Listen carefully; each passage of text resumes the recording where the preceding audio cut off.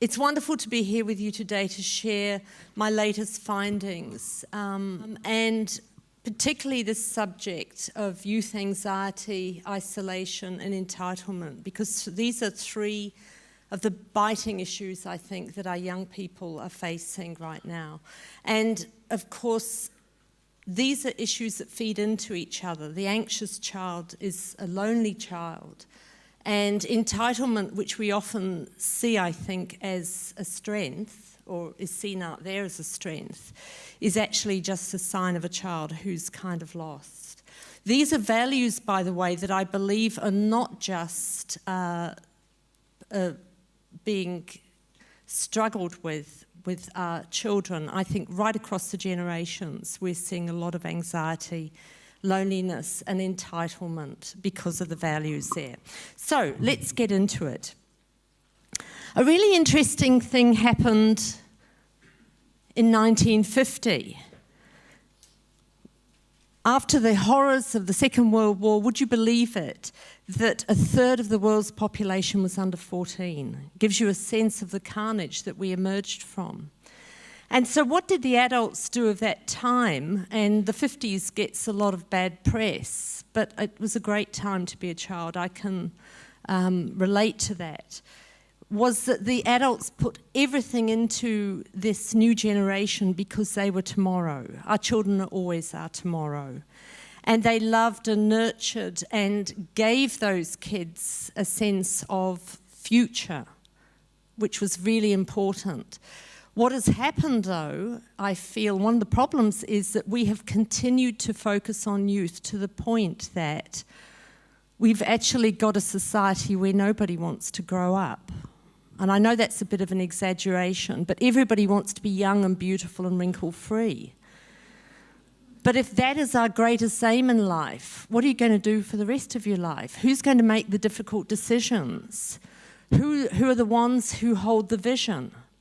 And this creates what I call the Peter Pan problem. And this is where we create, and we're seeing this right across the Western world and now beyond, where people are terrified of growing up. It's like this is the terrible curse that you have to be an adult and face, wrinkles and having to take responsibility. And we see this in a culture that is blaming and complaining all the time, who are averse to good advice. They know it all. And if you know it all, where's the room for growth, of course? Opting for easy. Whenever something's difficult, what is the shortcut? How does that build strength for us? And it's always meant to be somebody else to do the hard stuff. And of course, in the original Peter Pan story, there is Wendy. And in this dynamic, we have the Wendy's. These are the enablers. They're the ones who pick up the pieces and build the bridges and do all that kind of stuff. So they enable the Peter Pans just to keep going, being, basically childish and self-centered. And it's interesting in the original J.M. Barrie story, if you go back to it, because Peter Pan actually is an eternal figure. He lives forever, he and his mates. But the poor old Wendy's, they are human, and so eventually Wendy gets old and exhausted. Why wouldn't you be if you're the one who's always mopping up? And so she hands this thankless task over to her daughter Jane when she grows up. And then eventually Jane gets, old and tired, and she hands the thankless task over to Margaret. So, what we have here is a dynamic where nobody is winning. So what does this actually mean when we are terrified of growing up? What is blaming and complaining? It's allowing our kids and, sadly, too many adults to stay in a place of powerlessness. If you're always blaming and complaining, nothing ever changes. And if you're averse to good advice, then it's a recklessness that you're allowing to take place there. And if you're opting for easy, of course, there is very little growth happening. So you're staying in this immature state. And of course, if you're letting the others do the heavy lifting, you never learn strength. And this is one of the big keys, I think, to this whole dynamic we have out there at the moment, is who are the people who dare to stand up and be strong and to challenge and to look for better ways forward. Another problem of our young people, of course, and it's not just our young people, is that we've become siloed in our own generation. And so we now have a generation, or more than one generation, of kids growing up, and all they're mixing with, apart from the odd parent, is their peers. So there's no growth there, there's no change, there's no diversity of ideas, new ways and better ways of doing things, of being challenged by what you're doing. You're in this little loop where you're all anxious about the same things, you have the same aspirations and so on. And so it's a very hothouse little bubble you're living in. Again, not a lot of growth happening there. And so what we're looking at is not just our young people, but subsequent, previous generations, including, dare I say, a lot of boomers, who are living in a teenage mindset. And when you think back to teenage life, it was quite a vulnerable time. It was a confused time. You know, what am I meant to be doing with my life? And I hate to say it, but we have a whole mass of people out there, supposed adults, as well as our kids, in this continuous adolescent loop. And so nothing changes, at least not for the better. So it's time, I believe, to turn this around, to stop playing the Wendy's. And we need to instead walk alongside our kids to get them to where they need to be, which means we have family cultures that are based on solutions when things go wrong, not allowing the wallowing. Sure, empathize with something going wrong, but then focusing our kids on solutions and how to do it better next time. That is where growth happens. Because the problem is when we are immature, we don't know what we don't know. And we've all seen, if we think back to our teenage selves, or, you know, I notice this a lot with kids as they emerge from university. They think they're ready to save the world.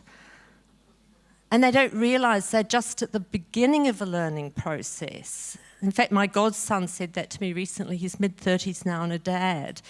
And he used to come to me for advice, and he's embarrassed now at some of his views, and we laugh about it because I said, look, I was like that one day too. That's fine. It's great you notice things have changed.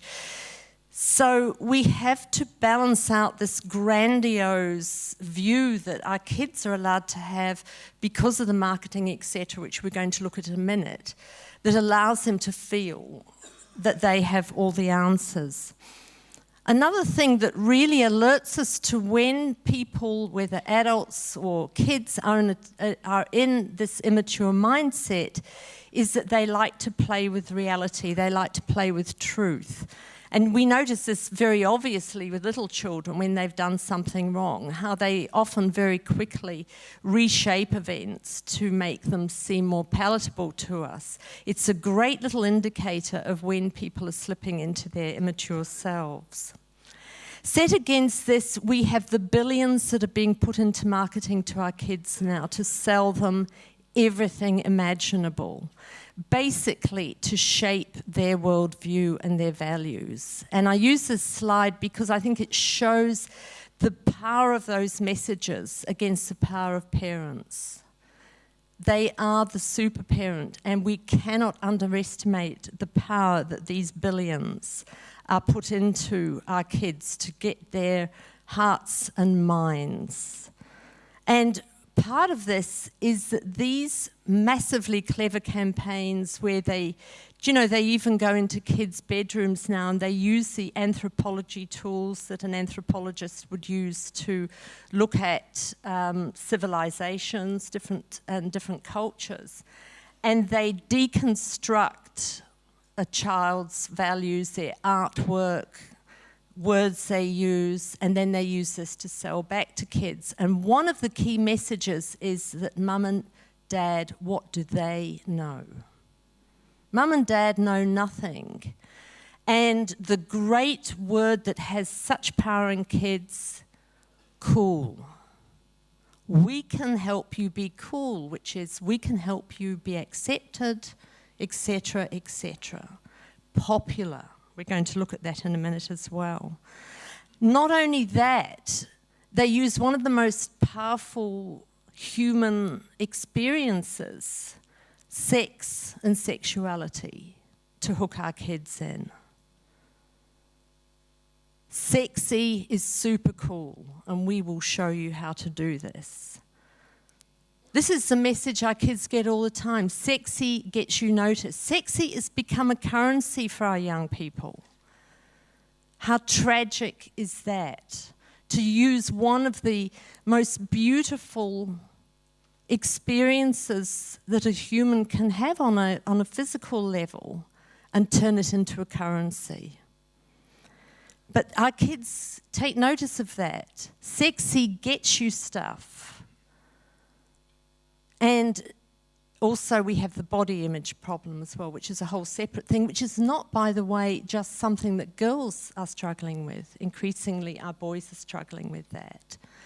And so we have this devaluation of who our kids can be by using sex as a tool to get our kids exactly where they want them, just to buy stuff.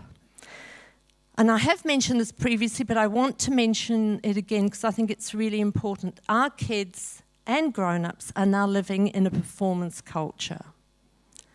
Life is a performance. So the authentic, true person gets totally crowded out, and our kids end up living, and so many adults end up living outside themselves, because all the time they are looking at how they are perceived. They're not leading an authentic life. And can you imagine how exhausting it is to be a little 6 or 7-year-old where you've learned you have to perform, and it's all about being amazing 24/7, being under the microscope 24/7, judging others 24/7 in a way where there is no empathy, there is no kindness. It makes a very difficult journey for our kids. And I see it in my research. I've come to see what I call the survival of the prettiest, coolest and riskiest. Let me explain this for 2 minutes. I may have mentioned this last time, but I think it's really important. By the time our little boys and girls are 4 and 5, they now get the message that packaging themselves is where they need to be. Do you know, we have children of that age who now have eating issues, particularly little girls. So pretty or looking good, they get by that age. You think when you were that age, I don't know about you, but I was climbing trees and I was having a childhood. But already our kids are plunged into this very, very dark and challenging world. By the time our little boys and girls get to the age of 7 and 8, and I've interviewed them, it's all about cool, and we've talked a little bit about that already.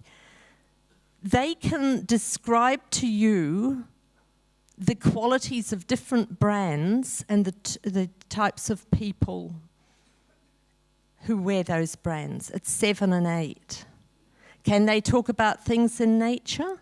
Can they talk about other things that have some value to them? No. They can also start to talk about the celebrities too. So here you are, a kid of 9, 10, 11 and 12. You've got the pretty under control.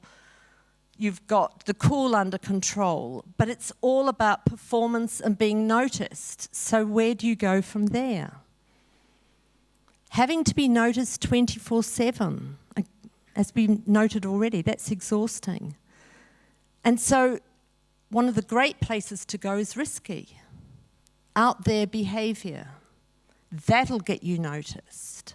And this is what our popular culture is doing to our children. There's nothing organic about our popular culture. It is dictated to by very clever advertisers and marketers. And so what it does is it leaves our children feeling they have no choice. I have no choice except to do these kinds of things. And I've looked a lot at underage sex, for instance. We could go into porn, but we don't have time today. Stripping away our children's ability to make good choices, make choices that give them a sense of sovereignty as an individual. And this is why our kids end up in so many unfortunate situations. Sexually, to do with drinking, drugs, they don't feel they have a choice with this. And because these voices of marketing and branding are so powerful, so immensely powerful, our kids have no idea how else to be in the world. And this is where it's really important that we teach them to stand in the power of who they came here to be as individuals. Is it any surprise then that we have so many mental health issues, confusion, doubt, etc.? I think it's really sad. Of course, it's not easy to be a parent now. Things have changed a lot. And living in Sydney, I notice a lot of loneliness amongst parents because a lot of the young people who I know who are parents, they don't have family in Sydney, and often they don't have family in the country. We also have young couples who are in the workplace, and then, you know, the wife's pregnant and finally it's time to be at home, and there has been no building of community. So it's very lonely. And of course, another thing that with our parents is that they too are mixing just amongst their peers, the same age group. And so again, they're having the same anxieties reflected back to them. And yes, it is comforting to be around people who are going through the same experience.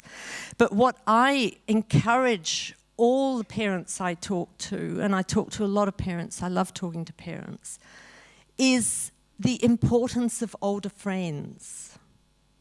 That they need that anchor in their lives of somebody who has time to listen. Somebody who's been there. Someone who can just give you that nourishing cup of coffee or tea. That little sacred place where you can just kind of come in out of all your issues and be loved. And feel a different sense of belonging beyond performance. Because that's the great thing about those of us who are older. We were lucky not to grow up in a performance culture. And so we can offer that ocean of calm for young people. Now, of course, we are very aware of emotional lives now, and this often, I believe, weighs quite heavily on our parents, because I think we've become almost too sensitive to the emotional lives of our children.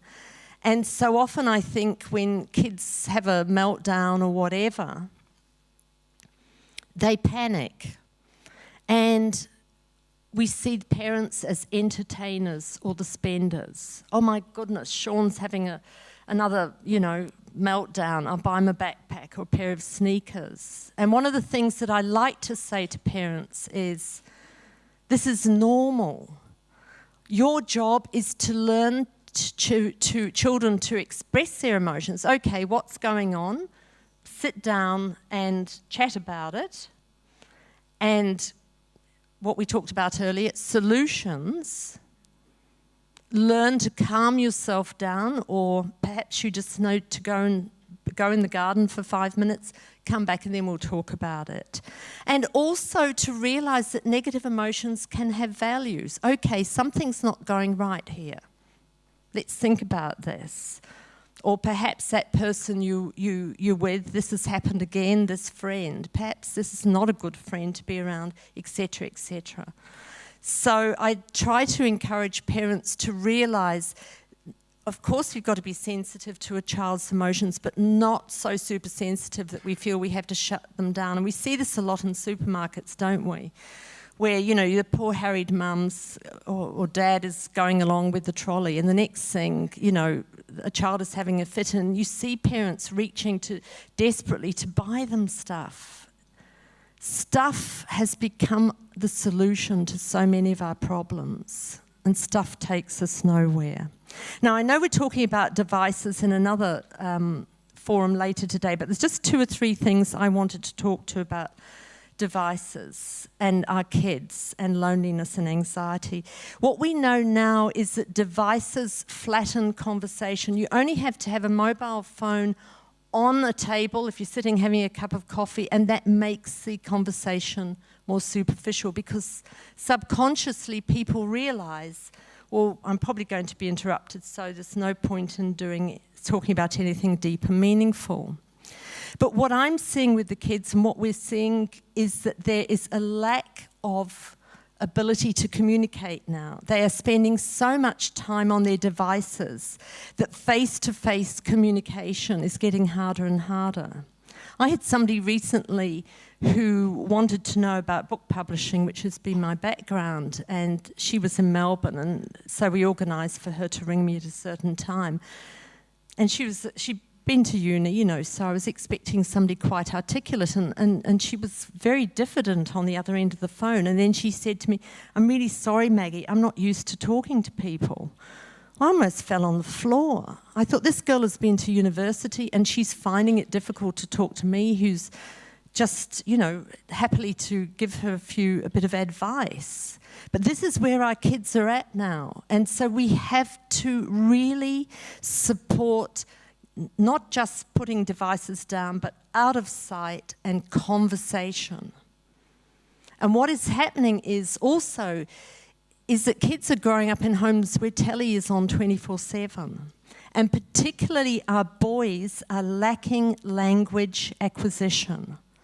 But they're also lacking the learning of facial cues. You know, all those micro-emotions.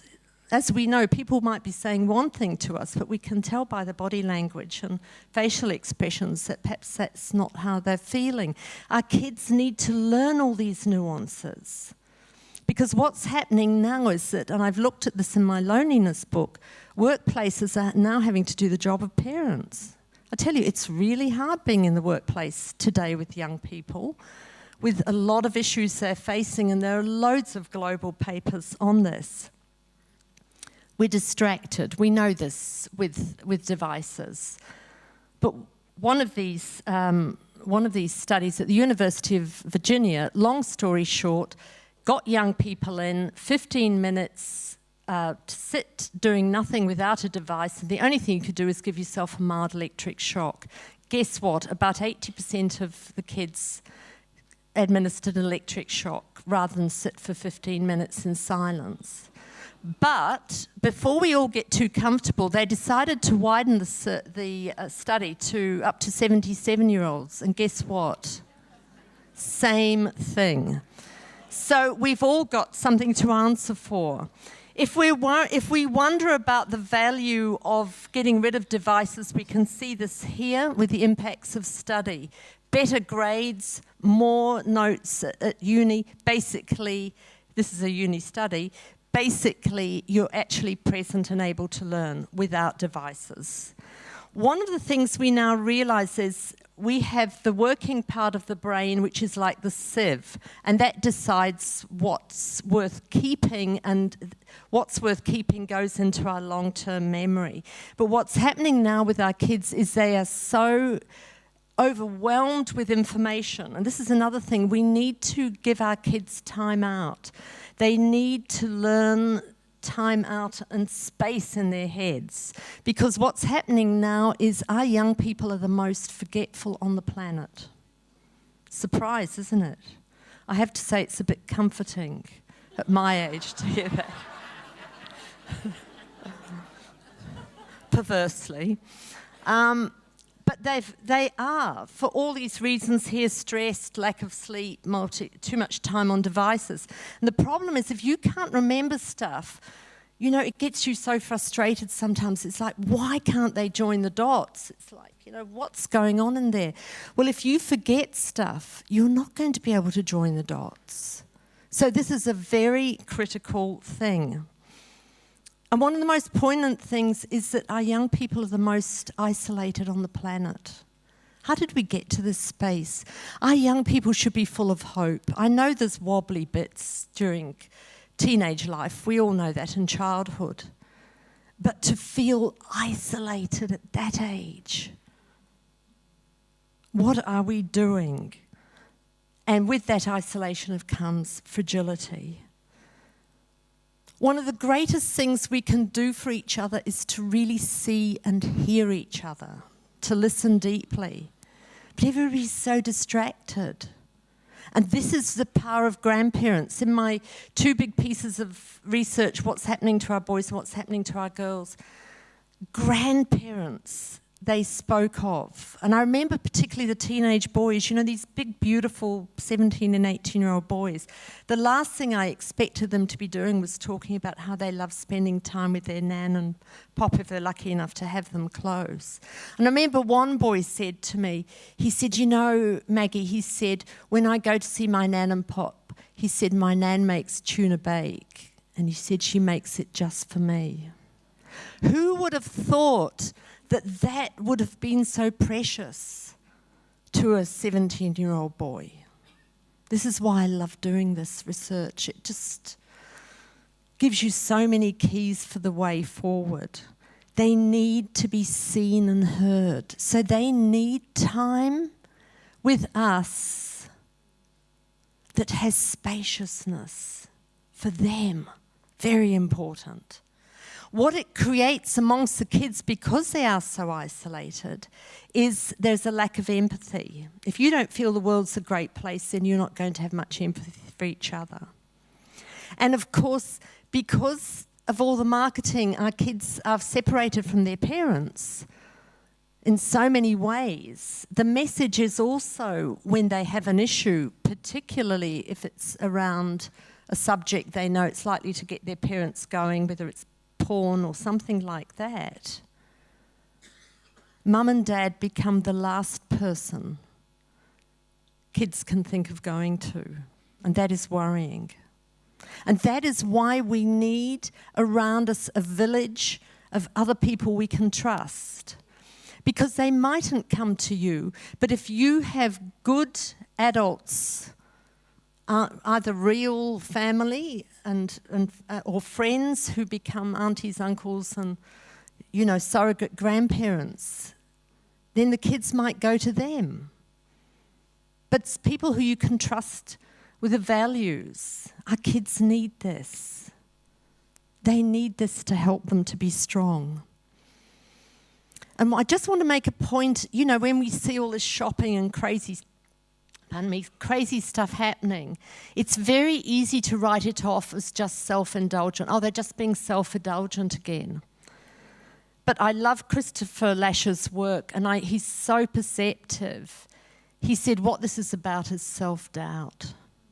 That is what is being instilled day by day by all this global marketing, doubting yourself. So you have to buy more stuff to make yourself feel good. I always think it's good to look at what tomorrow needs of us to give to our kids. We need children growing up who are good communicators. They don't get that on devices, etc. Comfortable with difference, not living in a bubble. Curious. That is one of the great gifts of being human. Willing to be wrong. Takes character to admit you're wrong, and solution-oriented. But what we're seeing now is a very lonely generation, and part of it is because of this winners and losers culture. And in my research, I was talking to a school counsellor one day, and she said to me, Maggie, I noticed that bullying took a whole new turn when reality TV came in. And it was one of those chance remarks during the interview, and that that took me in a whole new line of insight, because then I started to look at reality TV, and actually in one of my books I've taken Married at First Sight apart. I don't get invited onto Channel 9 anymore. That's okay, I don't care. The reality of reality TV is that it's cruel. It's psychologically cruel because it's about taking people down. And our kids watch reality TV as a way to be in the world. And it's like skating on thin ice. Today you can be the winner. But guess what? Tomorrow someone's going to pull the rug out from under your feet and you're going to be gone. That is the mindset that our kids are growing up in.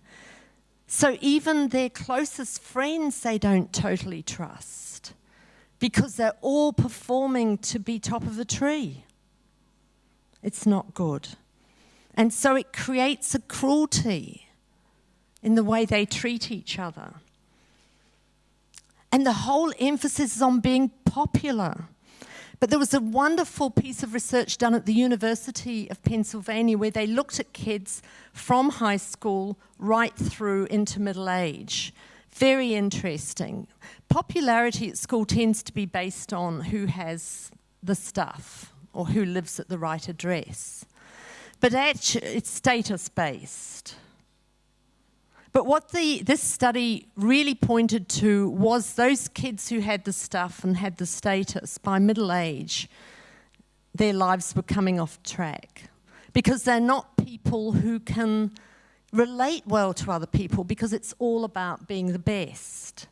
And so relationships, whether it's in the workplace or marital relationships, friendships, fragment because these people don't know how to build true and genuine bridges.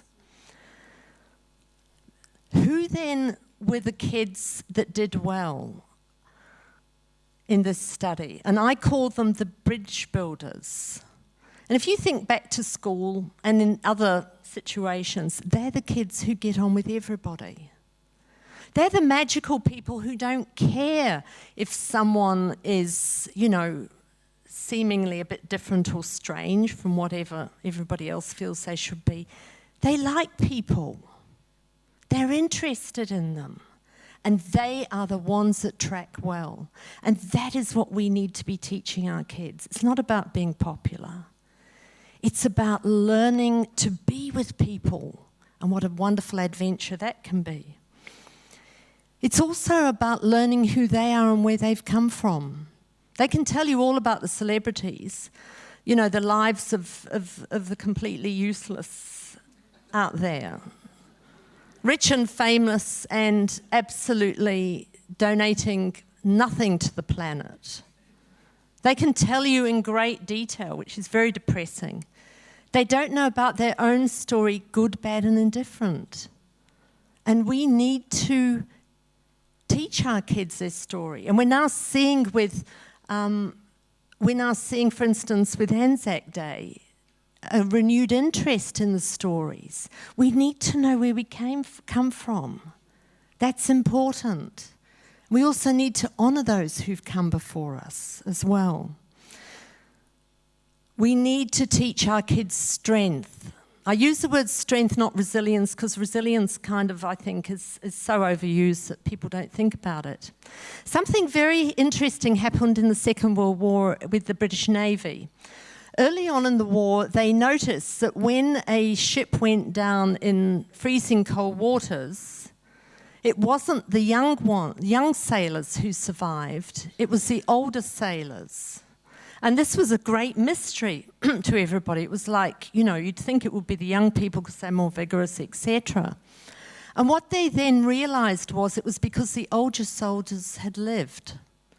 They'd been through stuff and they had that survival instinct in them. So they actually got the famed headmaster at Gordonston School. It was the school where Prince Charles went to in Scotland. I forget his name. They got him to come in and design a program that I think became Outward Bound.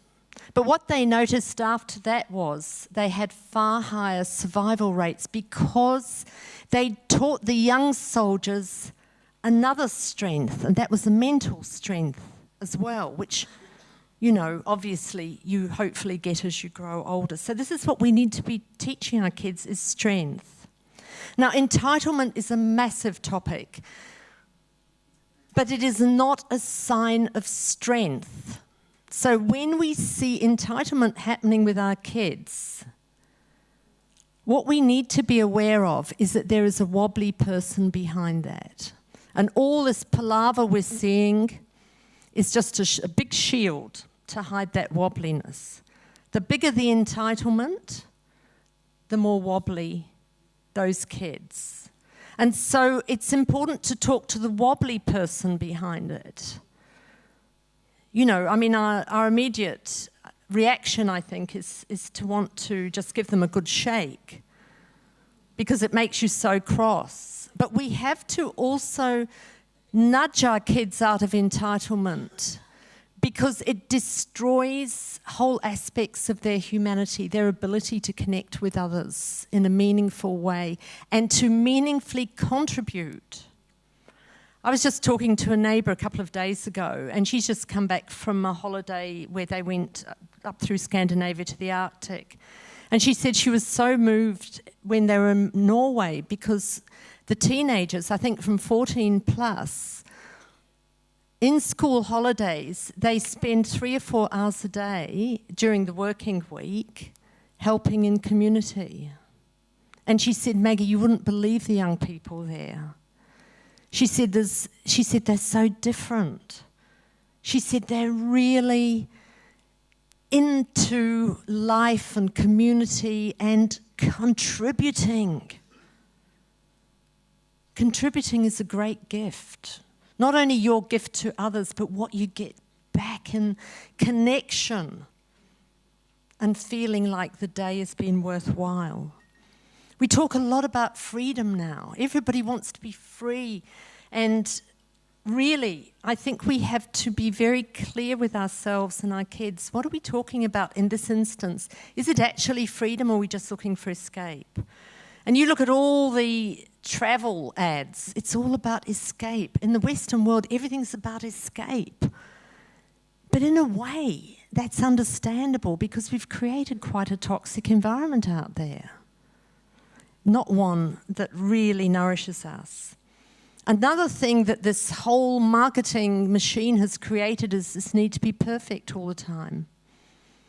And if you look at the millennials down, this need for perfection is like a disease. And it makes people anxious and it makes them competitive in a negative way with each other. And what we need to be teaching them is that life is messy sometimes and that we have to live with the messiness of it. Have a sense of humour about it. Get on with it.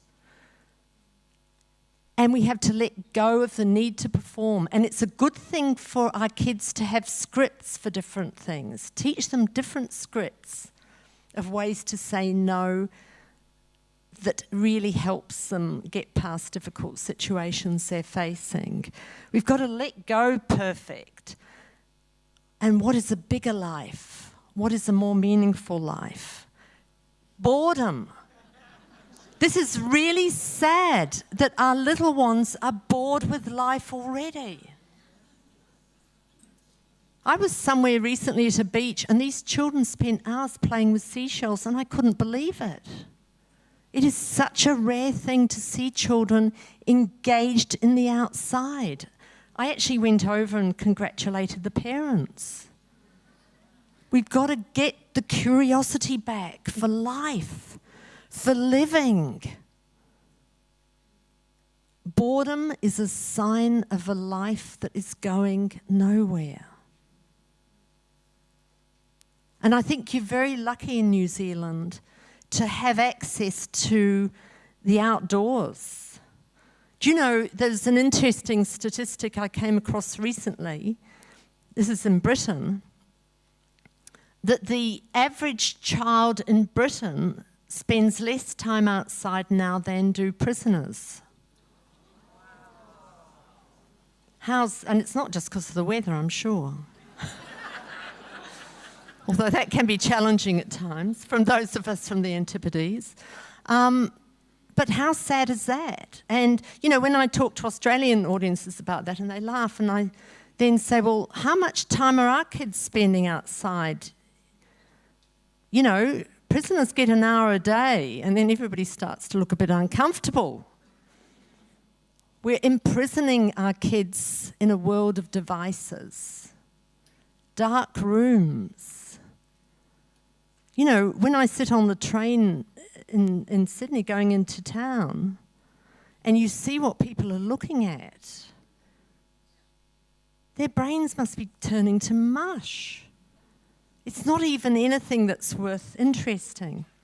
And we talk about the importance of villages for our children. No one generation has a monopoly on brilliance or stupidity. There's a lot of slinging around about other generations. Oh, it's all the millennials' fault. Oh, it's all the boomers' fault. It's all their fault. It's all this fault. I have a different view. I feel that what one generation's Achilles heel is another generation's brilliance. And if we can bring all that together, we can transform the way we do things, honouring and respecting, and also honouring our elderly.